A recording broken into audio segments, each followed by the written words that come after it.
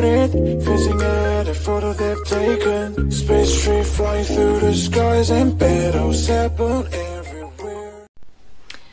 Coucou, c'est Bidib, Irène dans la vraie vie. Je vous retrouve pour une nouvelle vidéo tricot, crochet, enfin quoique aujourd'hui je ne parlerai pas vraiment de crochet mais beaucoup de tricot. J'ai encore ma petite tasse de café puisque nous sommes le mercredi matin avant la journée de travail, donc voilà, je bois encore mon café. Je commence par vous montrer ce que j'ai mis pour la vidéo.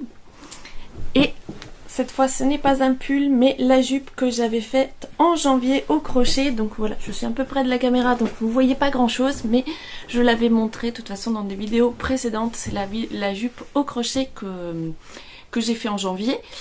Et je l'ai mis avec un pull du commerce. Et c'est un pull d'ailleurs qui bouloche beaucoup. Et du coup ça me fait une petite transition. Je me suis acheté ceci.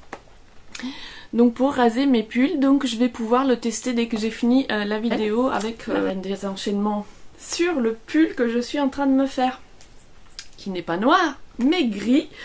Donc c'est le Triscao que je fais donc dans le fil Butterfly de Hobby. C'est 100% acrylique, premium acrylique. Donc c'est prévu pour des aiguilles 4, 4,5.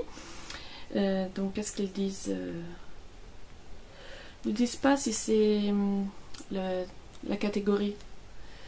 Mais enfin bon bref, c'est pour des aiguilles 4, 4,5. Et c'est le coloris numéro 5, donc à nuance de gris. C'est un fil que j'avais acheté au départ pour faire un pull pour ma fille, mais finalement le côté changement de couleur lui plaisait pas, donc je me suis dit j'allais me faire un pull pour moi-même. Et donc j'avais choisi, après avoir cherché un petit peu des pulls pour débutants gratuits, j'avais choisi de faire le Triscao. Et la semaine dernière, je vous ai fait part de mes doutes, de mes incompréhensions vis-à-vis du patron que je ressors. Je peux vous le montrer puisque c'est un patron gratuit. Donc il faut que je remette les pages dans le bon ordre. Donc voilà. J'avais fait tous les rangs raccourcis à l'allemande. Ça s'était très bien passé. J'avais un doute sur est-ce que j'en ai fait un de trop ou pas. Je ne sais plus, quelqu'un d'entre vous m'a laissé un commentaire pour me dire si j'en avais fait un de trop. C'était pas très grave, donc voilà, merci. Me voilà rassurée. Puis finalement, après en recomptant, une fois que je l'ai repris, je me suis dit que normalement j'ai le bon nombre de rangs raccourcis. Sauf que j'arrivais à la fin des rangs raccourcis, j'avais un doute parce qu'il fallait passer au... c'est où? Voilà. Augmentation de raglan. Et là, sur les augmentations de raglan, on nous disait... voilà, là on nous dit comment faire les augmentations. Voilà, les augmentations à droite, à gauche, etc. Et après, on nous dit pour savoir quand les faire, suivre le diagramme. Et le diagramme se présentait comme ceci. Voilà. Et donc là on nous dit rang 9, ça commence au rang 9, équivalent rang raglan 5. Et c'est ça qui m'avait complètement perdu parce que sur l'ouvrage, au fait, je vous le montre après, on fait 5 rangs de points mousse pour faire le col.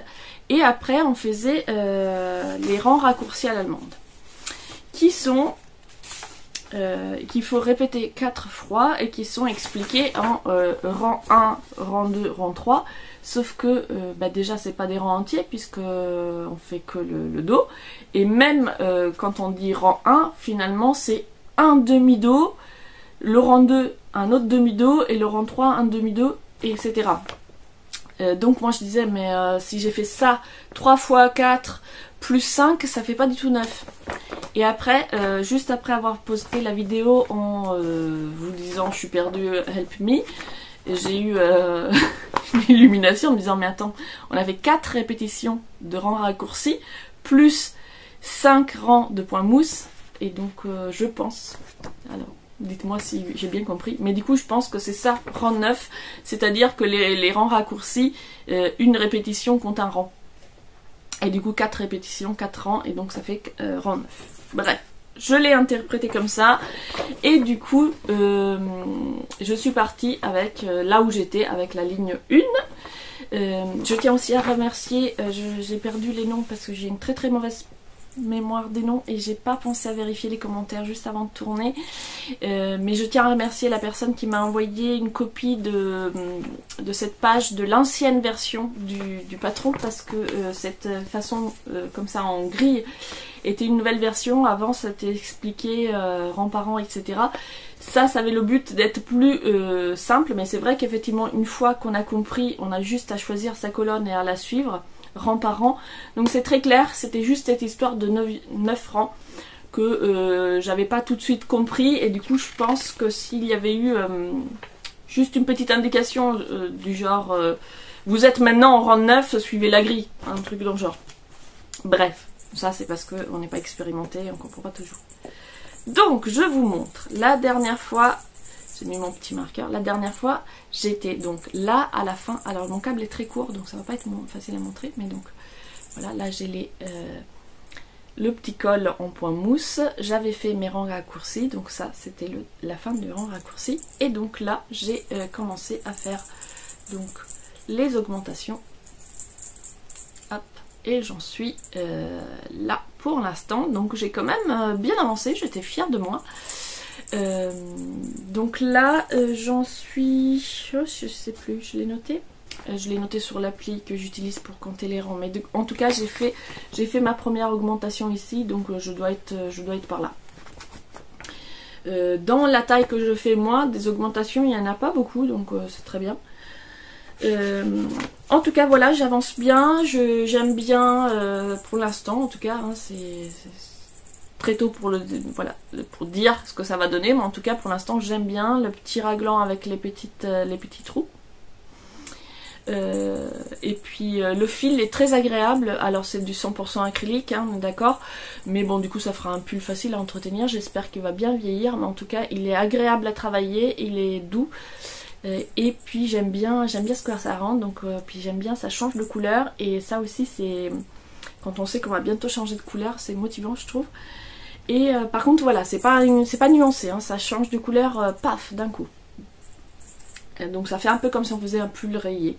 En tout cas pour l'instant j'aime bien, par contre mon col rébique complètement, donc je ne sais pas si c'est normal et que ça va, une fois lavé, ça va se remettre, ou si que j'ai fait quelque chose comme il fallait pas, mais je croyais que de faire le col au point mousse c'était justement pour pas que ça roulotte, et bon moi ça roulotte complètement. Voilà, j'ai le col à l'envers, on verra. On verra.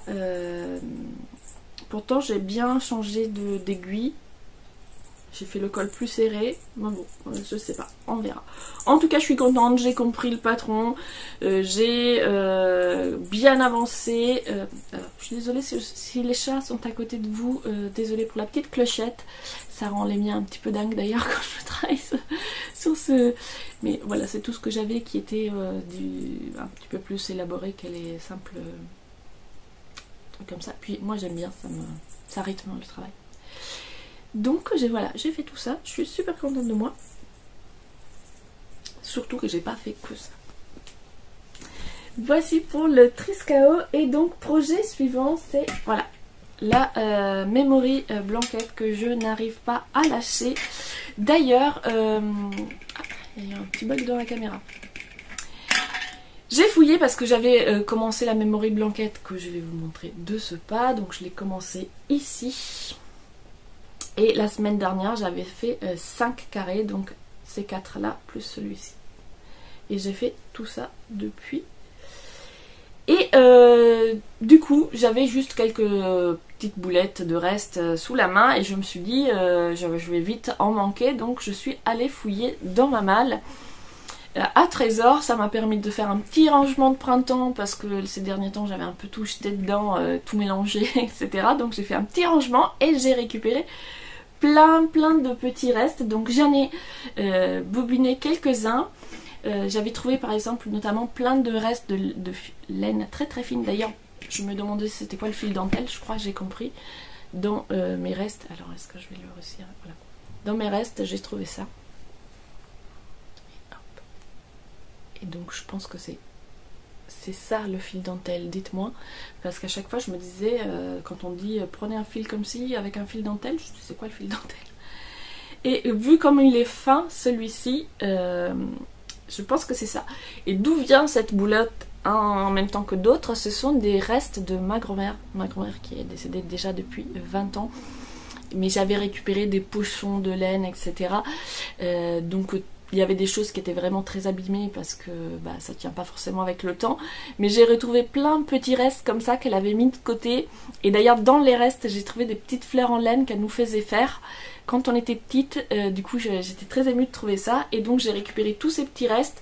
Et comme c'était des fils parfois très fins, je les ai mélangés. Et j'ai fait des, voilà, je me suis préparé des petites boulettes de couleurs mélangées.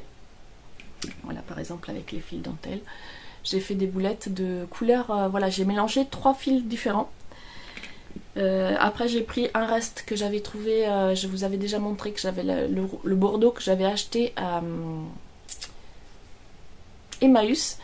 Et avec un petit fil dentelle rose que j'ai trouvé dans les restes de ma grand-mère. Et j'ai fait plein de boulettes comme ça avec des couleurs finalement. J'ai mélangé, ici c'est un reste de mohair du... comment ça s'appelle, le châle que j'avais fait pour ma soeur pour Noël. Il me restait une demi-pelote de mohair bleu et je l'ai mélangé avec un fil vert. Et je trouve qu'en fait de mélanger comme ça des couleurs différentes, là j'ai fait par exemple rouge et jaune, j'adore. Et en fait l'idée de faire ça m'est venue en regardant, pas le dernier parce que c'est, voilà, je sais plus lequel c'était, mais enfin bref, en regardant Tricotine by Sandrine qui préparait elle aussi une couverture de reste, sauf qu'elle fait 2 fils ensemble et après elle fait... voilà, elle fait pas des carrés, elle fait des grands triangles. Enfin, moi j'ai pas très bien compris quel est le modèle, mais ce qui m'a marqué dans ce qu'elle faisait, c'est qu'elle mélangeait 2 fils de couleurs différentes. Alors elle a fait tout en nuances de bleu, mais en voyant ce que ça rendait, je me suis dit, mais oui, pourquoi je me prends la tête avec mes fils trop fins? J'avais fait notamment un petit carré là que je trouvais un peu trop déjeugé, et du coup je me suis dit, mais plutôt que de m'entêter à mettre les fils fins et que ça fasse pas très joli, je vais mélanger les fils entre eux. Et du coup le premier que j'ai mélangé c'est celui-ci. Donc voilà, petite dédicace à Sandrine, j'ai mis du bleu. Et j'ai adoré le résultat. Et du coup après j'ai pris tous les restes de ma grand-mère et j'ai mélangé. Alors il y en a qui marchent plus ou moins, par exemple j'ai fait du bleu avec du rose, je suis moyennement convaincue. Mais par exemple celui-ci c'est le vert avec le mohair bleu, je trouve que ça fonctionne très bien. Après là vous avez peut-être pas les super couleurs, mais voilà. Donc je me suis préparé plein de boulettes et j'adore cette petite couverture. Je me suis dit il faudrait peut-être que j'arrête de faire cette couverture parce que c'était pas du tout la priorité. Je m'étais dit au départ que je fais un carré par semaine et voilà, en 2 semaines j'ai fait tout ça. Mais en même temps, d'un autre côté, je me dis, là pour l'instant il fait encore frais, donc travailler sur une couverture qui va être de plus en plus grande, c'est le moment. Après cet été, je vais de toute façon devoir la mettre de côté, parce que ça sera beaucoup trop chaud et la ressortir à l'automne. Donc voilà, tant qu'il fait frais, je me dis, j'avance à max, ça me détend vraiment. C'est juste du point mousse avec des petits... comment on appelle, des diminutions au centre et du coup c'est très simple. Là où la difficulté pour moi, j'ai pas trop l'habitude, c'est de relever les mailles et du coup il y a plusieurs fois où je me suis trompée. Par exemple ce carré là j'ai dû le faire 2 fois, celui-ci aussi je l'avais fait 2 fois, enfin il y a plusieurs carrés j'ai fait 2 fois parce que j'avais mal compté mes mailles et en relevant d'un côté j'avais une maille de moins et du coup arrivé au bout je me suis rendu compte que quand je suis arrivée au bout il me manquait des mailles. Là aussi je me suis embrouillée, voilà, là dans ce carré là quand j'ai voulu relever les mailles je me suis embrouillée. Je croyais que le bleu allait avec le vert et du coup j'ai relevé les mailles jusque dans le bleu alors que le bleu foncé ici allait dans ce carré là et donc j'aurais dû relever les mailles pour faire mon carré bleu, mais finalement voilà, ça va, ça passe. Ils font tous la même taille, certaines laines étant plus fines, par exemple celle-ci est plus fine, donc finalement ça passe, on voit pas trop que je me suis trompée. Donc voilà, je m'éclate avec la Memory Blanket et j'ai adoré du coup retrouver tous les vieux restes de ma grand-mère. Et en fouillant donc dans mon stock, je me suis aussi fait une grosse poche, il faut que je me trouve un petit panier. Et j'ai mis un petit peu tout ce que j'ai trouvé. Par exemple j'avais une pelote de fil d'art qui traînait, un coloris de hobby que j'avais pris pour la température blanquette mais qui finalement la couleur me convenait pas. Donc j'avais bien fait d'en prendre qu'une d'ailleurs. J'ai trouvé du vert comme ça, j'ai un peu de tout. Il me restait ça aussi, du châle que j'avais fait pour ma soeur. Donc voilà, il m'en reste qu'un seul, donc je pense que j'ai pas assez pour faire vraiment quelque chose. Mais après je sais pas si je la mettrai dans la couverture ou pas, mais voilà, j'ai mis là tous les restes. J'ai trouvé ça, une laine que j'avais sans doute acheté pour faire des vêtements de bébé qui n'ont jamais vu le jour. D'ailleurs j'ai même trouvé, je vous garde tout, c'est horrible. Ça, c'est une layette qui n'a jamais vu le jour, que j'avais commencé pour ma fille qui vient d'avoir 15 ans. Donc je vais tout détricoter et je vais le mettre dans la couverture. J'ai aussi cette pelote de butterfly là, je fais des bêtises. Cette pelote de butterfly que j'avais achetée dans le but de faire, j'en ai qu'une, je voulais faire la couverture de ma grand-mère. Pour ceux qui me suivent depuis un peu longtemps, ils se disent sans doute, mais où est passée la couverture de la grand-mère? J'ai mis les petits carrés que j'avais déjà fait dans ce panier, je vais les défaire et les intégrer à la memory blanket. Cette couleur me convenait pas du tout pour cette couverture là. Donc j'ai fini par choisir la laine, donc elle est déjà, j'ai préparé mon petit panier et tout, mais j'attends la fin du mois pour pouvoir commander. Et celle-ci du coup je me suis dit j'allais l'intégrer dans la memory blanket en dispatchant les couleurs un petit peu à droite à gauche. Le plus difficile c'est peut-être d'arriver à faire des harmonies de couleurs, je suis pas très douée pour ça, mais en même temps je me dis que le côté où c'est un peu n'importe quoi, c'est sympa aussi, voilà. Donc je fais vraiment, je me prends pas trop la tête, hein, je fais un peu au feeling comme je le sens. Je prends un petit peu de café avant qu'il soit trop froid. Voici donc pour la memory blanket, et il y a la fameuse couverture que je vous ai pas montré depuis un moment, ma température blanquette. Donc pour ceux qui me découvrent et qui ne l'auraient pas encore vue, je la fais au crochet avec des petites feuilles. L'intérieur c'est la température minimale, l'extérieur c'est la température maximale. J'ai mis le petit schéma pour faire les feuilles dans ma fiche Ravelry. Donc en barre d'infos vous avez le lien vers mon compte Ravelry et vous trouverez donc la petite fiche si vous avez envie de faire les petites feuilles. Donc là c'est janvier-février que je viens de finir de rattacher ensemble. Voilà, hop, je vous montre rapidement. Alors là comme ça pour l'instant ça ressemble pas à grand chose, les feuilles ont tendance un peu à s'étirer donc c'est pas très joli, mais voilà. Donc ici, donc il y a janvier-février, il y a une différence de 2-3 jours, je ne sais pas encore.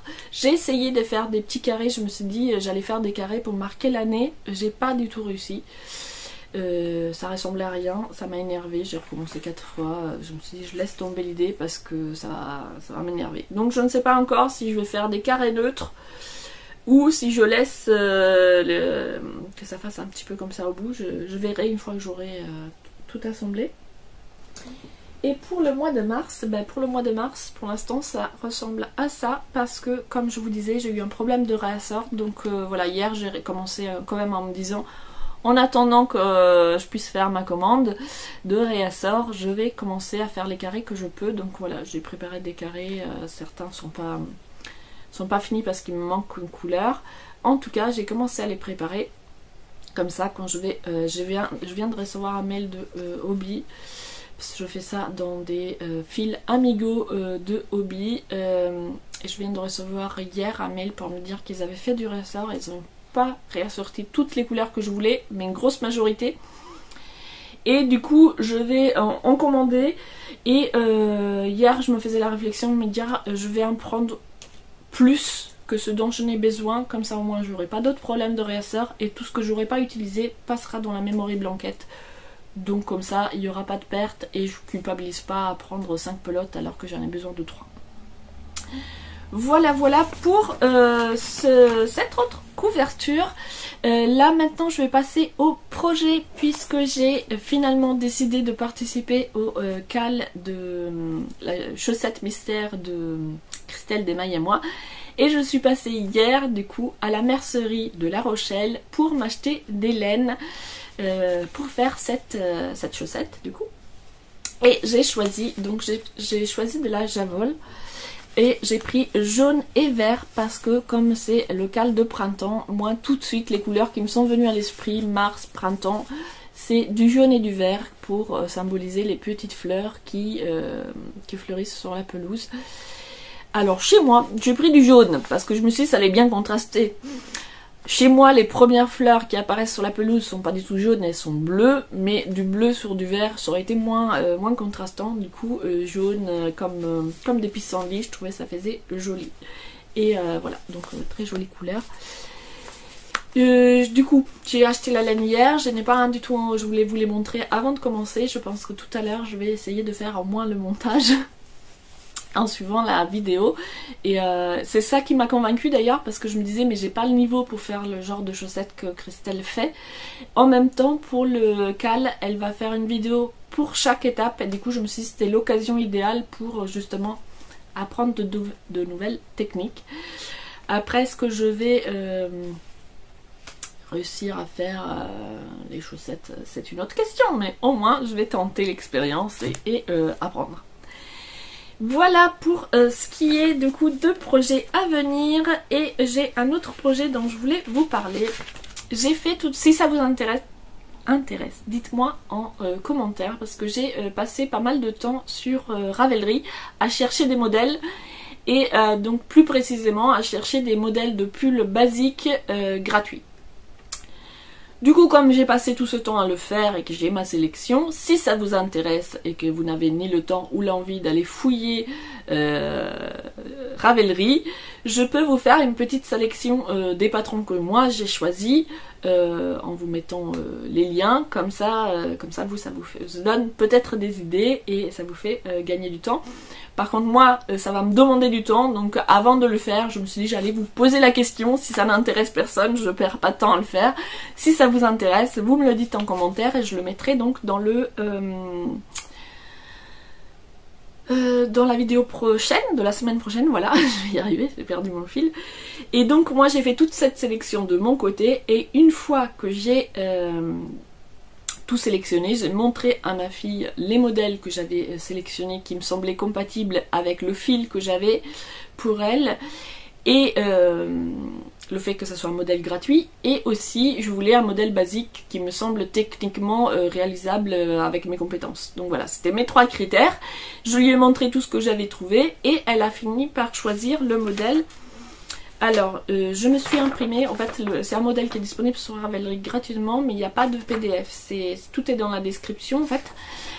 C'est en anglais. Donc moi j'ai repris j'ai fait juste un copier-coller de la description en anglais que je me suis imprimée en mettant des espaces, en remettant un petit peu en forme en fait pour que ce soit plus facile pour moi à suivre. Et puis je me suis laissé un peu d'espace pour pouvoir noter. Je l'ai laissé en anglais. J'ai utilisé Google Trad pour traduire les choses que je comprenais pas, mais je l'ai laissé en anglais parce que je me suis dit comme ça me permet d'apprendre, et je vais me noter au crayon de papier les traductions des trucs un peu plus techniques que je ne connaissais pas encore. Comme ça je me dis petit à petit je vais apprendre à suivre un patron en anglais, parce qu'il y a beaucoup de patrons que je trouve intéressants qui étaient en anglais. Dans ceux que j'ai sélectionnés, il y en a certains qui n'étaient pas il y en a certains, je n'ai pas vérifié si c'était disponible en anglais, parce qu'il y en avait qui me plaisaient et étaient genre en suédois, norvégien, que des langues que je ne parle pas, donc voilà, tant pis, je les ai pas pris. Et au début j'avais pas fait attention à ça, donc peut-être que dans le lot il y en a qui sont pas disponibles en français ou en anglais. Faudrait que je revérifie, mais bon, je ferai ce travail après en faisant la petite sélection si ça vous intéresse. J'ai pas noté le nom de ce pull, donc je vous le montrerai une fois que j'aurai fait au moins mon échantillon. Mais voilà, ça y est, on est arrêté sur un nouveau modèle. On avait déjà fait une sélection ensemble, mais ça ne correspondait pas avec l'échantillon quand j'ai voulu commencer à faire les pulls. Avec le fil que j'ai acheté, le fil que je lui ai acheté, c'est un fil en coton assez fin. Et donc ça convenait pas. Donc j'ai refait une nouvelle sélection. Et là, elle a choisi un pull à rayures.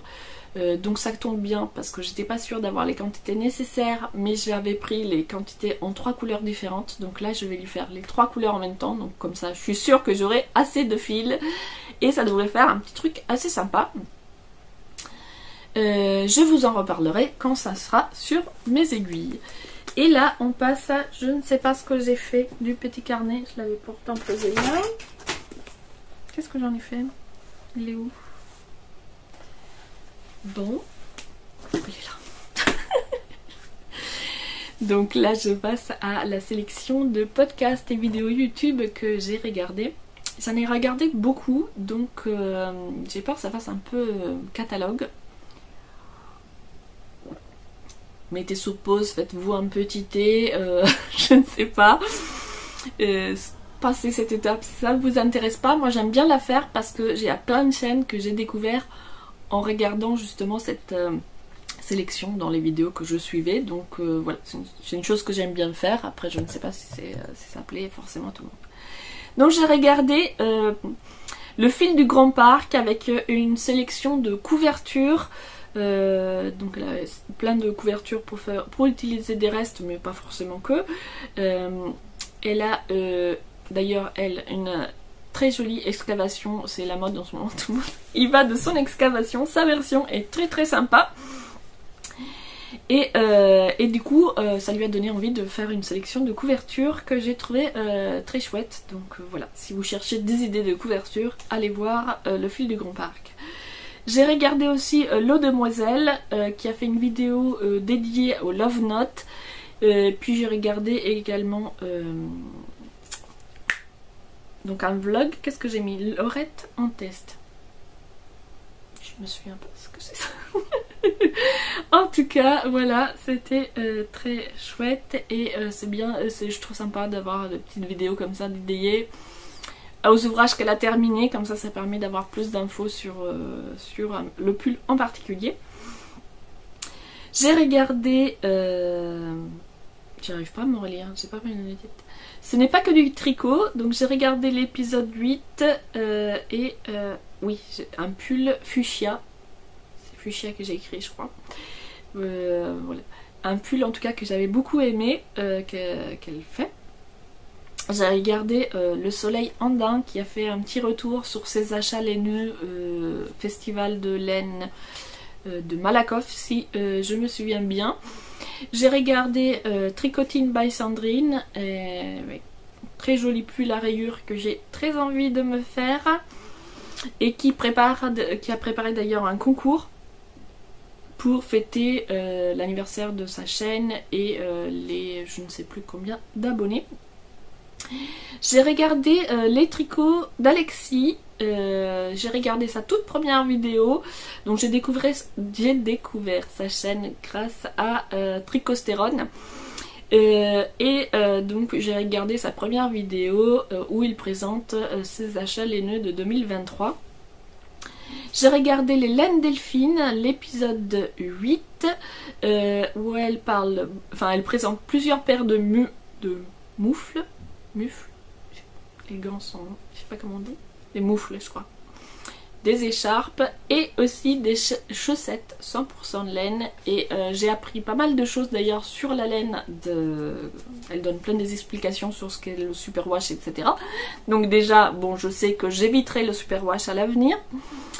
Et son retour d'expérience sur les chaussettes qu'elle a fait, donc avec des fils spéciales chaussettes, genre comme celui-là, où c'est laine polyamide, et des laines 100% laine, et finalement son retour était positif en disant que celle qui était 100% laine avait tenu mieux que les autres. Donc bon, là j'ai pris ces couleurs là parce que voilà, j'avais envie de faire ça avec ces couleurs là, mais j'ai très envie du coup d'essayer la laine qu'elle conseillait pour les chaussettes 100% laine. Alors comme c'est une laine portugaise, plutôt que de la chercher, j'ai cherché sur internet, hein, mais plutôt que de l'acheter sur internet, je me suis dit que puisque j'ai un voyage de prévu au Portugal cette année, mon chéri, pour nos 20 ans, m'a offert un week-end à Porto. Donc je suis très contente. Et si jamais vous connaissez des magasins de laine sympas à Porto, laissez-moi ça en commentaire. Comme ça me fera un souvenir de notre voyage à Porto. Je ramènerai de la laine portugaise. Je passe donc à la suite Fraîcheur Mentalo. Donc j'ai regardé Fraîcheur Mentalo avec toujours des petits apartés nature qui sont vraiment relaxants, j'adore. Et qui a toujours des jolies sélections de patrons également. J'ai regardé Rêver sa vie en couleur, qui avait toujours des jolis projets. J'ai rien noté de spécial, mais c'est toujours un plaisir de la regarder, j'adore son énergie. J'ai regardé Lolipelote. Là encore, j'ai pas marqué de projet particulier, mais j'aime bien sa spontanéité et son grand naturel. Et enfin, non pas enfin, j'ai regardé 3615 Kumquat. Et j'ai regardé Céline D, que je n'avais pas vu depuis un petit moment, et qui a fait donc un nouveau format, en format de carnet créatif, où elle présente à la fois ses tricots au fil des jours et ses lectures. Je note surtout le carnet de l'apothicaire, donc rien à voir avec les tricots, mais c'est un manga que j'ai offert pour son anniversaire à ma fille. Et Céline D en parlait dans sa dernière vidéo. Et du coup ça m'a donné très envie de lui piquer. Déjà que je me disais c'était susceptible de me plaire. Et sinon elle a parlé aussi de ses galères sur les tricots. Et c'est bien aussi je trouve de montrer quand ça ne marche pas. Parce que quand on voit que des choses magnifiques et tout, et qu'on est débutant, c'est un petit peu, on se dit je vais jamais y arriver, etc. Et c'est bien quand les gens ils montrent aussi en disant voilà, là j'ai voulu faire ça mais ça ne marche pas. Et donc là par exemple elle nous montrer son Pythagore qui ne fonctionne pas du tout comme elle aurait voulu et comme c'est censé fonctionner. Du coup voilà, elle nous partageait ses désarrois tricotesques et je trouve ça aussi intéressant voilà, de voir quand ça ne marche pas et de partager ça. Ça y est, j'arrive à la fin de ma sélection de vidéos. Je n'ai pas d'autres créations à vous montrer pour cette semaine. J'espère que cette vidéo vous a plu. N'hésitez pas à me laisser vos commentaires. Et donc dites-moi si vous voulez la sélection de patrons gratuits ou pas. Et je vous retrouve la semaine prochaine.